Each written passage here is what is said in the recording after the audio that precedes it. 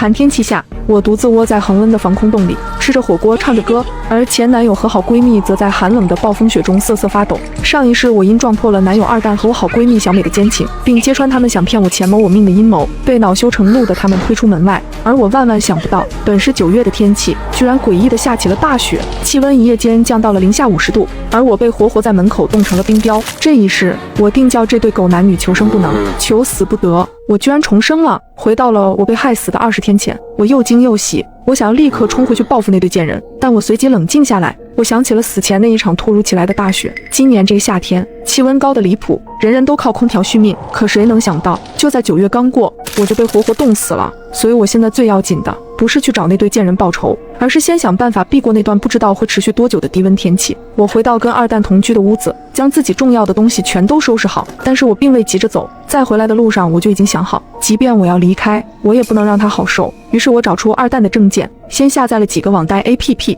将二蛋的资料都输入了进去，然后做了一桌好菜，坐等二蛋下班回家。二蛋下班一进门，看到一脸甜笑的我和满满一桌菜，顿时诧异。我温柔地告诉他，我打算将我爸妈留给我的房子卖掉一套，买他看中的那套房子做婚房。二蛋和小美一直在合谋怎么哄我卖掉我爸妈的房子，骗走我的钱。见我终于松口要卖房，他非常高兴，过来就要亲我。我推开他，吃饭吧，我请了1周年假，你一早我就得去找中介呢。吃饭时，我撒娇地拿出手机要跟他合拍搞怪视频。二蛋向来讨厌我拍他，但现在他要哄着我卖房，自然百依百顺，让他眨眼就眨眼，让他摇头就摇头。眼见几个 APP 里100多万贷款全都到账，我卸载掉 APP， 笑着放下手机。哎呀，一直拍不好，不拍了。这顿饭我和他吃的都很开心，气氛一度十分和谐。第二天二蛋上班后，我打包了自己的物品离开了。爸妈去世前留给我的房子有2套，一套在市区，是学区房，一套是在宁市边郊紫荆山下的小别墅。